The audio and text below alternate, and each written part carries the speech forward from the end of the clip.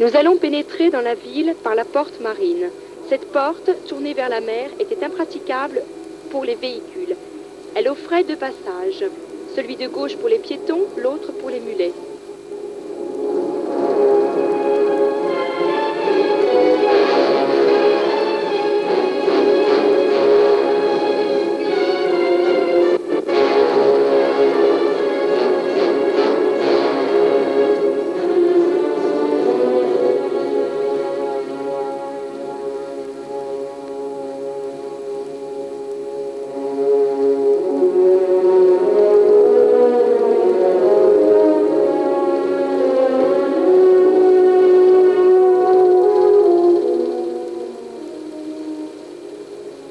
Les rues, encaissées entre deux hauts trottoirs, sont fréquemment interrompues par des bornes de pierre permettant aux piétons de traverser.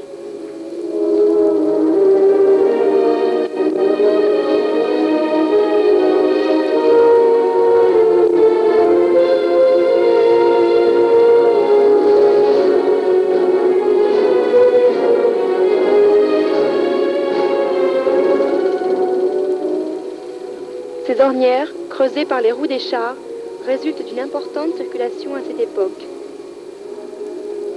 Et ces fontaines étaient facilement accessibles aux ménagères romaines.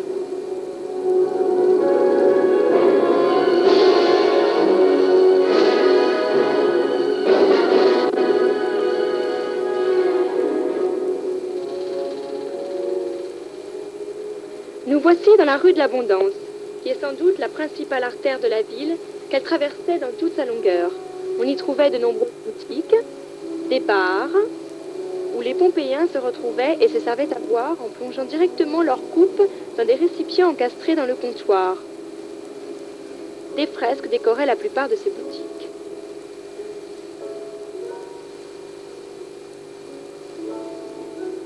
Des boulangeries avec leurs meules à grains et leurs fours.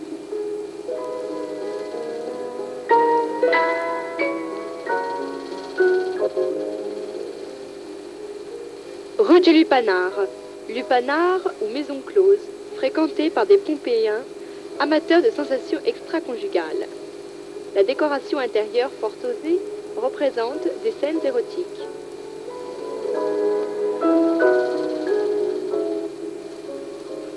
Nous sommes en présence de ruines de maisons pompéiennes. Ces édifices découverts n'ont plus de toit, ceux-ci ayant cédé sous le poids des cendres du Vésuve. En vérité, plutôt que de maisons, il s'agit de villas luxueuses et confortables, habitées par des aristocrates, très différentes des immeubles à location d'Ostie et d'Herculanum.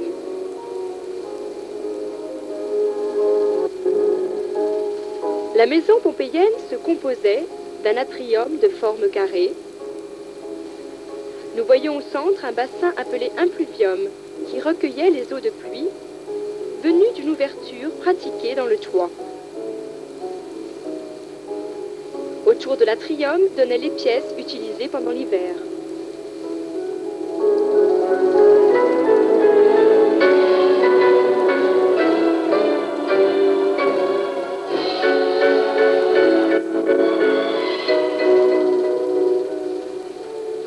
Le péristyle, ou jardin, il est entouré d'un portique sur lequel s'ouvraient les pièces habitées pendant la bonne saison.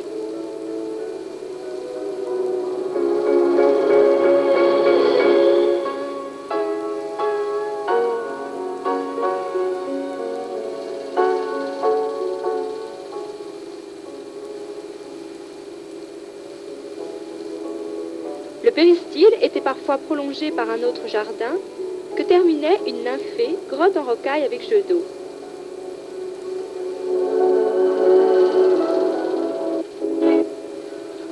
Parmi quelques villas célèbres, la maison de Laureus Tibertinus, la maison de Julia Félix,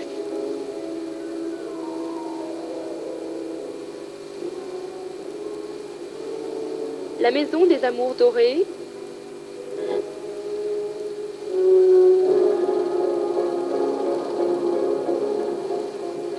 la maison du Faune, c'est la plus grande et la plus belle maison de Pompéi. L'impluvium est orné d'une statuette de faune dansant.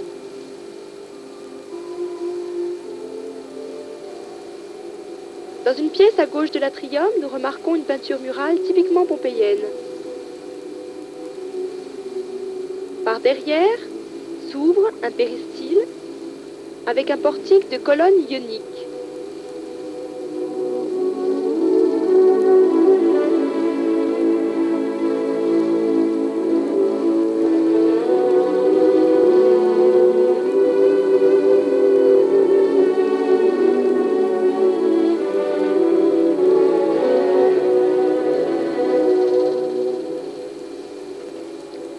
La maison des Vecchi, c'est une demeure luxueuse, célèbre pour la richesse de ses peintures, admirablement bien conservées.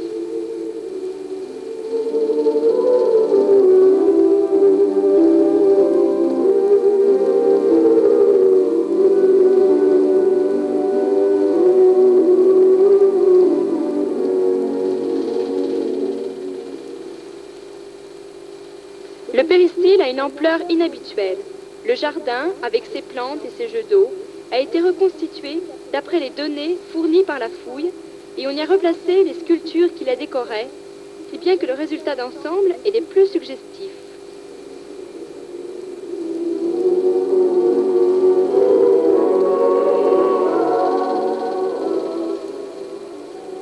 Les thermes de Stabi. Cet établissement de bain le mieux conservé et le plus complet de Pompéi comprend une section féminine, l'autre masculine. On pénètre dans la palestre pour les Jeux athlétiques. Au fond commencent les thermes féminins. Vestiaire, tépidarium tiède, calidarium chaud. L'installation du chauffage central sépare les thermes féminins des thermes masculins.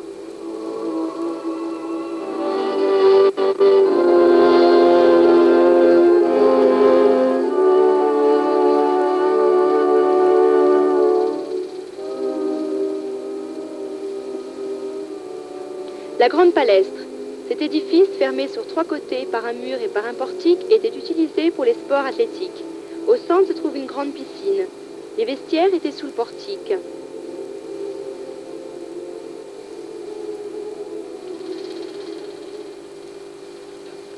Tout à côté, l'amphithéâtre.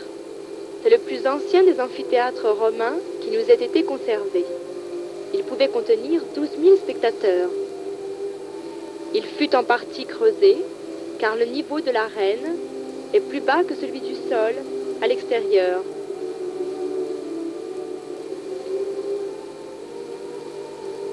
Les gradins sont en partie conservés, ainsi que la galerie supérieure réservée aux femmes.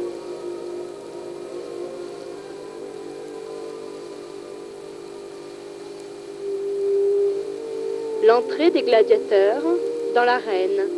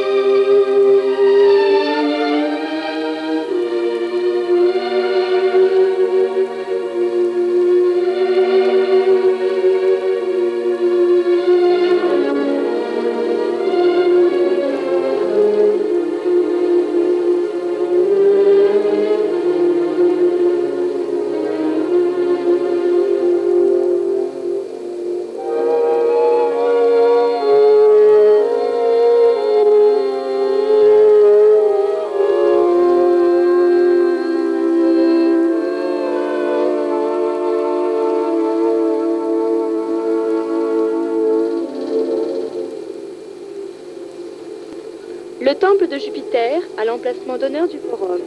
Forum, centre de la ville où l'on célébrait les cérémonies religieuses, mais où l'on venait aussi flâner et bavarder. La place où seuls les piétons avaient accès était pavée de grandes dalles de marbre. Un portique surmonté d'une terrasse l'entourait sur ce côté. L'édifice de Machia, siège de la corporation des fabricants de laine et des teinturiers. À côté se trouve le temple de Vespasien. Vient ensuite le sanctuaire des dieux Lars, divinité protectrice de la cité.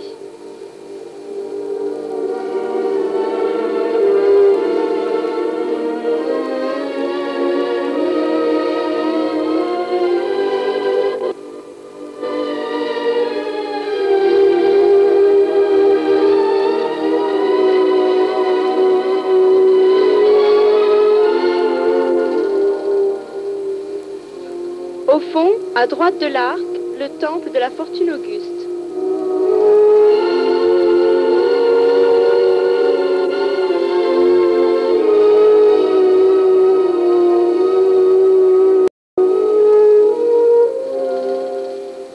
gauche de l'arc, le marché.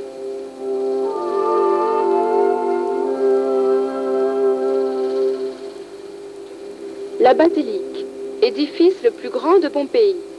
Les affaires commerciales et judiciaires s'y réglaient. Le temple d'Apollon s'élève sur un podium avec un escalier par devant. Devant le temple se trouve l'autel. L'espace sacré est enclos d'un mur avec sur 3 côtés un portique.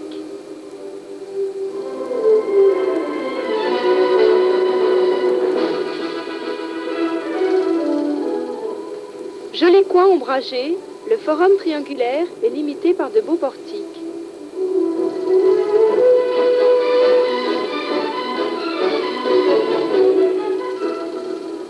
Le grand théâtre pouvait contenir 5000 spectateurs. Un vélum, tendu au-dessus des gradins, les protégeait du soleil.